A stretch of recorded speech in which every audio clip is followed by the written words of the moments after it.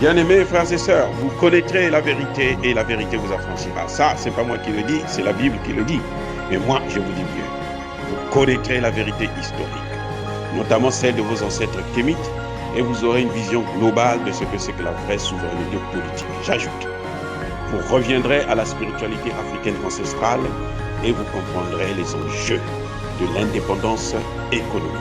Et pour terminer, vous accepterez votre identité culturelle kémite et vous obtiendrez deux choses. La première, c'est la paix. La seconde, c'est le développement, à une condition. L'unité de toute l'Afrique noire, l'unité de tous les Noirs du monde entier. Otep à tous, bienvenue sur la chaîne des panafricanistes par essence, par conviction et par excellence, celle des citoyens kémites, par nécessité et obligation de combat. Nous sommes une chaîne qui n'est guidée que par nos ancêtres et rien que par les ancêtres qui appartiennent à l'égrégore du monde noir. Par conséquent, nous ne croyons en aucun Dieu venu de l'étranger. Toutefois, cette vidéo n'est aucunement destinée à inciter à la haine ou à la violence, car nous menons un combat qui est d'abord et avant tout spirituel, intellectuel et démocratique. Ensuite, il est politique, géopolitique et géostratégique contre l'impérialisme, le colonialisme, le néocolonialisme et l'endocolonat, qui sont tous, comme vous devrez le savoir, des crimes contre l'humanité. Nous menons ce combat sur la base du principe fondamental que nous avons hérité de nos ancêtres kémites, qui est celui de la Mahat, c'est-à-dire solidarité, vérité et justice. Vous êtes donc en droit de connaître la vérité et nous avons l'obligation de vous dire la vérité, rien que la vérité, afin que justice soit rendue au continent africain. Et ça, c'est notre modeste contribution dans cette noble lutte en faveur de la souveraineté, la dignité, la solidarité et l'unité africaine.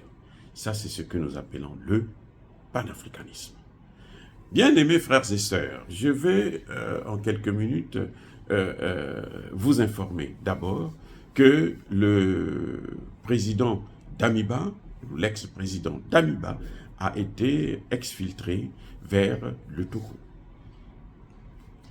Les Français ont fait ce qu'ils avaient fait avec Blaise Compaoré. On l'a pris, on l'a amené en Côte d'Ivoire pour qu'il puisse se préparer à revenir en force. Il n'est pas allé au Togo pour aller dormir. Il n'est pas allé au Togo pour aller danser. Il n'est pas allé au Togo pour aller boire.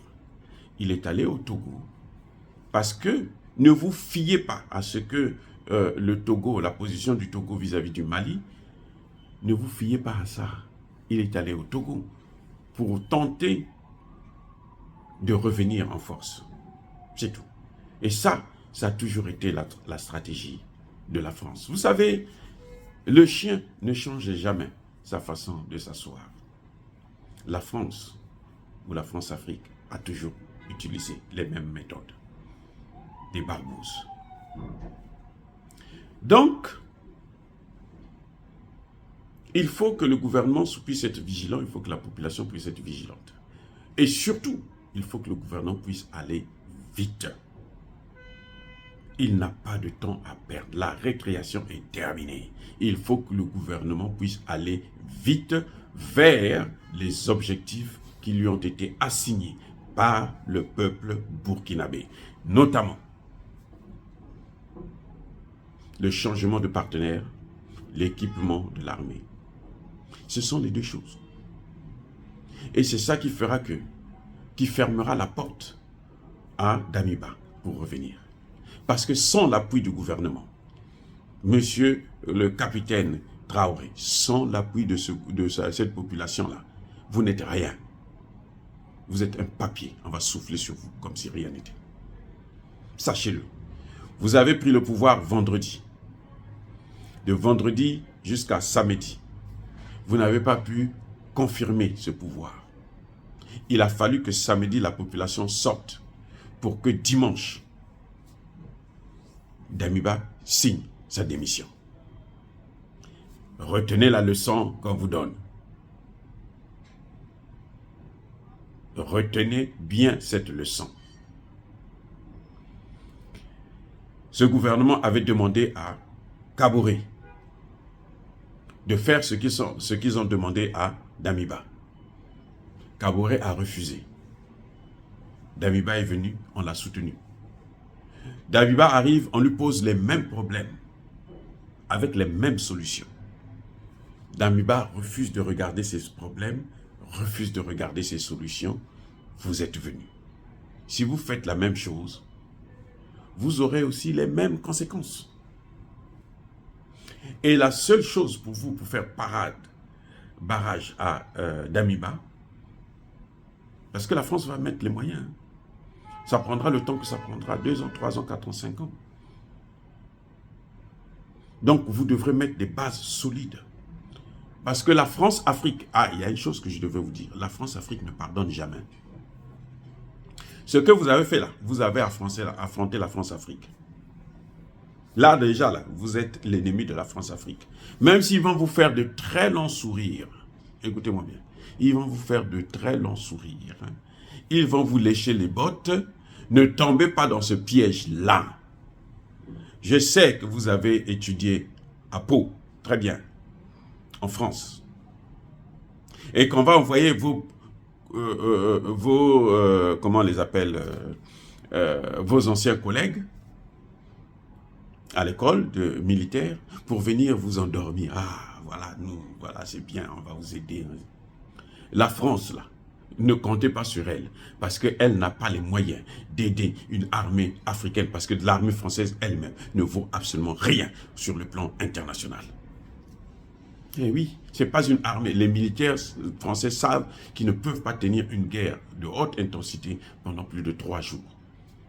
Une guerre comme en Ukraine, là, ils ne peuvent pas tenir 3 jours. C'est fini, ils seront anéantis.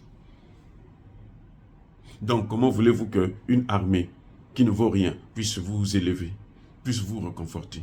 C'est pour ça que lorsqu'on lui donne de l'argent, elle prend cet argent, elle dépense cet argent, mais elle ne donne pas le matériel, elle ne donne pas les produits. Ils ne sont même plus industrialisés. La France n'est plus un pays industrialisé, c'est un pays touristique qui vit sur les services. Le seul pays industrialisé en Europe, là, c'est l'Allemagne. Mais l'Allemagne est aussi en train de tomber parce qu'elle est en train de perdre le gaz russe. Notamment avec le sabotage de Nord Stream 1 et 2, c'est fini. Donc, ne comptez pas sur eux. Comptez sur ceux qui peuvent vous donner, qui en ont. On ne donne que ce que l'on a. On ne donne pas ce que l'on n'a pas. Et la technologie russe, la Russie est la première puissance militaire au monde. C'est vrai qu'elle a un petit budget. Le budget militaire américain est de 780 000 milliards. Alors que celui des Russes est à peine à 90 000 milliards. C'est 90 milliards plutôt, l'autre est à 780 milliards. Mais c'est pas ça. C'est au niveau de la technologie. Les Russes ont les missiles intercontinentaux que les Américains n'ont pas. Et que les Américains n'arrivent pas à stopper jusqu'à présent. Donc, faisons confiance à celui qui a.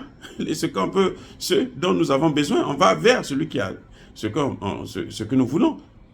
Et puis, n'oubliez pas que ce sont eux qui ont fait la guerre, qui ont amené les terroristes sur nous, en détruisant la Libye et tout. Et puis, voilà, ce sont eux qui entretiennent. Le Mali a des preuves que l'armée française, c'est elle qui alimente les terroristes et leur donne des informations. Ouais. Donc, si vous voulez faire barrage à Damiba, il n'avait pas de raison de sortir du pays en ce moment. Vous savez pourquoi? Parce que sa vie n'était pas en danger. Il n'est pas malade. Pour dire que, bon, comme il est malade, peut-être que pour les soins, il faut qu'il aille à l'étranger et tout, là où il y a des meilleurs hôpitaux. Non. Et les meilleurs hôpitaux, ce n'est pas au Togo. Vous comprenez? C'est juste parce que le Togo, c'est juste à côté. On peut facilement le faire revenir dans des avions militaires français. La vie de Damiba n'était pas en danger, puisque Damiba a donné sa démission après des négociations devant les sages. Dieu merci pour ces sages qui ont pris leurs responsabilités. Je préfère parler de sages, je ne veux pas parler des religieux et autres là. Non, je préfère parler de sages. Nos sages nos aînés, nos grands-parents, nos frères, qui ont mené ces négociations, sont des sages. Damiba a accepté devant eux que bon, je laisse le plus jeune prendre les choses en main parce que moi j'ai failli. Il a reconnu, en posant sa démission là, Damiba reconnaît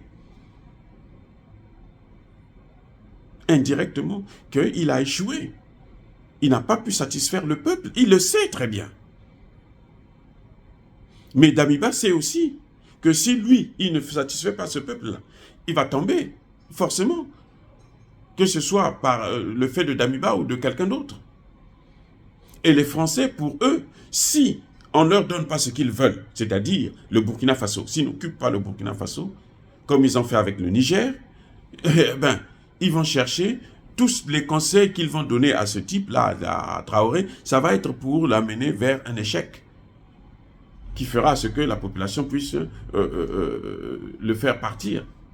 Et puis, peut-être qu'à ce moment, ils pourront mettre quelqu'un qui va satisfaire leurs besoins. Donc, c'est une guerre en permanence, tant que la France est là, tant qu'on utilise le franc CFA. C'est clair et c'est net. Dire cela, c'est inciter à la haine ou à la violence, non. Il y a ma colère, VO. Il y a ma lembe. Ok?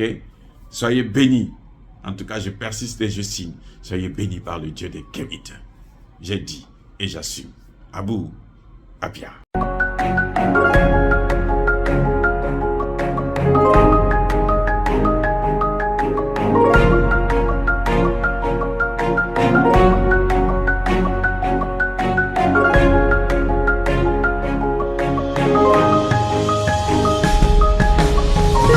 Eux, ils marchent par la foi et non par la vue.